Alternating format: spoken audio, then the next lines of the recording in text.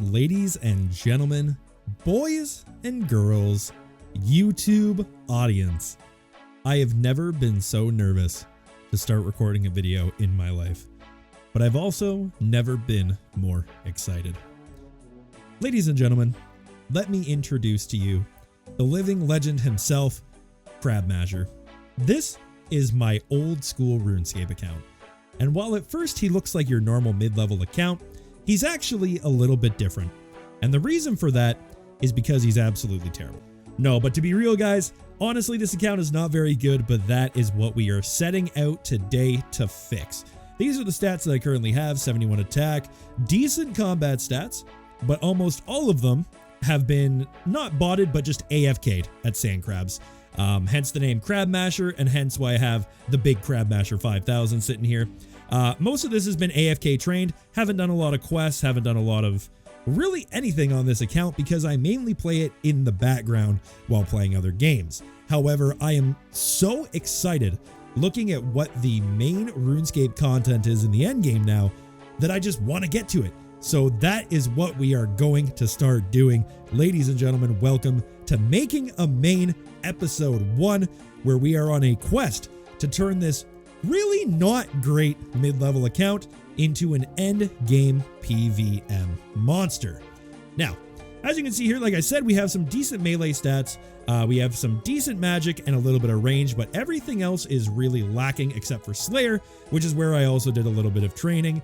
But the main downfall of this account is the quest list. As you can see, we haven't even finished the free-to-play quests yet, and then we only have a few member quests done.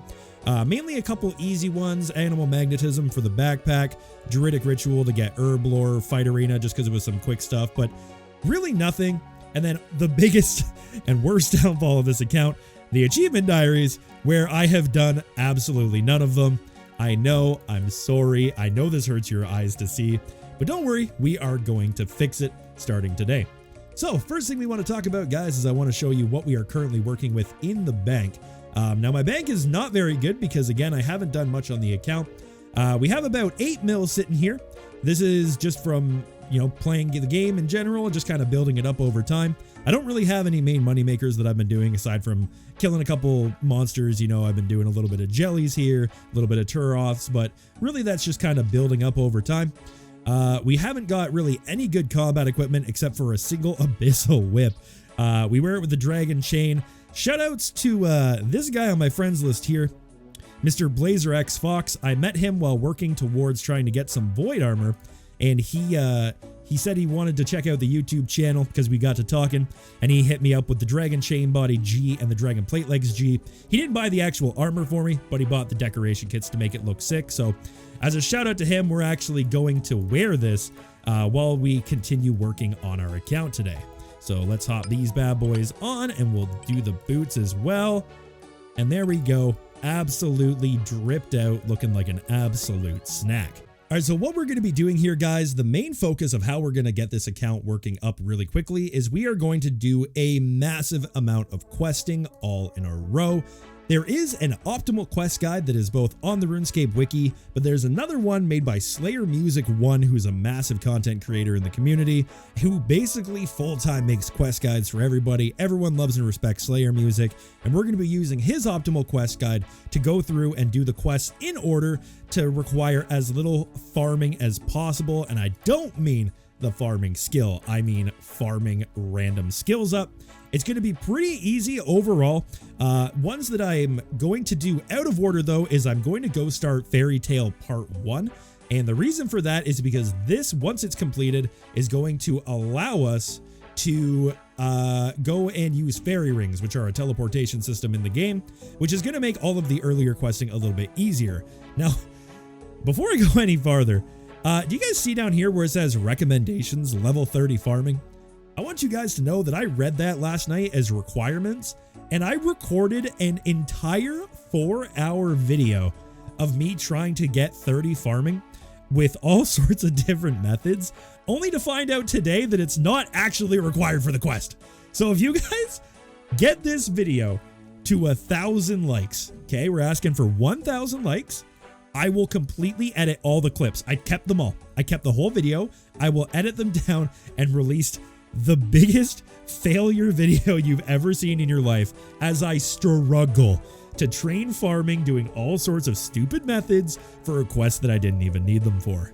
All right, so the first thing we need to do in order to start this quest is we actually need to teleport ourselves to Lumbridge. Before I started recording for this video, I wanted to clean up my bank because it looked really terrible and I didn't want to show it off on video, only to accidentally throw out my Ghost Speak amulet, which I actually need for this quest. And I don't know what I was thinking, man, because honestly, I knew that this was the quest I was going to start the video with. And for some reason, my brain was just like, Ghost Speak? Nope, don't need that. Now, as we come over to get our Ghost Speak amulet here from Father Ernie, fun fact about this guy, the reason why he says that we need to go away because he's meditating. So fun fact, this guy here in the lore, the RuneScape lore, said that he was going to go out into the swamps of Lumbridge to meditate for 2 years straight. And even though this game has been out for 20 years, he hasn't finished yet. And the reason why, according to the lore, is because players keep coming up to him and interrupting him about getting new Ghost Speak amulets. So we're contributing to the downfall of this man's mental sanity, and that's what I'm all about. So we just finished talking to our boy Martin the Master Gardener here, and he tells me that he's getting all sorts of weird issues going on with his plants and his roses, so we have to go find out the cause of it. Now, I know that this has to do with the fairies, so I'm kind of curious why the fairies are killing this man's apples, but I'm sure we'll find out by the end of the quest. Alright, so we're over here in Falador Park about to talk to 2 of the 5 gardeners we need to speak to continue the quest. A little tip that I got from the old school RuneScape wiki. Now, I know that RuneLite has a quest helper plugin, however, I find it kind of ruins my immersion of the game a little bit, so you're not going to be seeing that on screen. I'm going to do it the old-fashioned way with a guide on the second monitor and a podcast on my headphones. So let's bang out Fairy Tale Part 1, and I'll see you guys when we're done. Does anybody here remember back in the day there was like a RuneScape machinima where all the gods lived in this house over here and used to argue with each other? Ah, good times. I remember those days. Alright, so basically I managed to get 5 different reasons why everybody thinks that the plants are failing. And this guy is basically like, look, I think everyone's theory is correct. I think the fairies are causing it all. I think they hate us. So we're off to take the Dreamt staff and head on over to the realm of the fairies and find out why the hell the queen doesn't want these dudes growing their flowers. Because honestly, I think they do a pretty good job. Alright, so we're about to head over to the land of the fairies here. Which is kind of interesting because in RuneScape, the fairies live on the moon for whatever reason. And the way you get there is by holding this magic stick and walking into this shed, which will immediately teleport you to the moon, and it's covered in mushrooms, and I don't know, man, RuneScape's just a dope game. Alright, so apparently the fairy queen is sick somehow, and according to this very strangely stereotypical Italian man as a fairy, we need to go and stop the Tanglefoot from making the queen sick so that the dude can grow his flowers again. I don't know, man. I just want to be able to step into a ring of mushrooms and teleport away. Is that really so hard to ask? Yo, is that a cow on a... Okay. I've been here so many times I've never noticed that before. There's a cow on the, on the wheel. That's awesome. What the fuck is this? What are these guys? What? I've never seen these before. Who are these people? What? What? We're trying to sing. What? Are you singing? I have all my sound effects on. Why can't I hear them singing? Go about your business and ignore us. Sure. You know what? We'll do that. Zenaris Choir. Now, I've never been to the Dark Wizard's Tower before, but just from a distance, I feel like I'm in the right place. Alright, so according to Xandar Horzonfire here, basically the queen has some sort of life-sucking dude, and we're gonna have to go kill him. It's called the Tanglefoot. I've seen people fight him before, and seeing as how it recommends like 30 strength, I have the distinct impression it won't be too hard of a fight. But first we have to go learn about how to fight it, because just clicking on it is apparently not going to be good enough. So I guess we're going to have to go talk to a necromancer, and he's going to tell us how to stick this whip up a Tanglefoot's You know, this is why I love RuneScape. You start a little quest with a guy trying to figure out why his flowers aren't growing, and of course it ends in desecrating a grave and stealing a skull so it can be resurrected by a necromancer, because that just makes sense, and that's what I'm all about. Alright, now if I was an Iron Man, this would be very, very difficult. I have to get myself a pair of secateurs, a bunch of grapes, an uncut ruby, and some joger bones, and these can be like basically 3 random items. But luckily, because I'm a main account, we're just gonna go to Varrock and buy them off the Grand Exchange, the way that Jagex intended. The best way.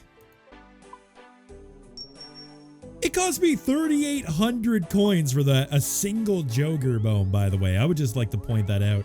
I am being so ripped off by that quest. And an uncut ruby's like 1,000. Damn, this is like a 10k quest, boys. I thought it was gonna be way cheaper than that. How much are grapes? Like 100 GP? All right, 20 GP. You know what? That I'll take it. I'll take it.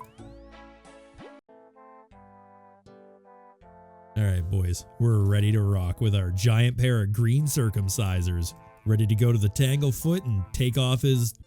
All right, boys, at long last, it is time for us to battle the Tanglefoot. Will I live?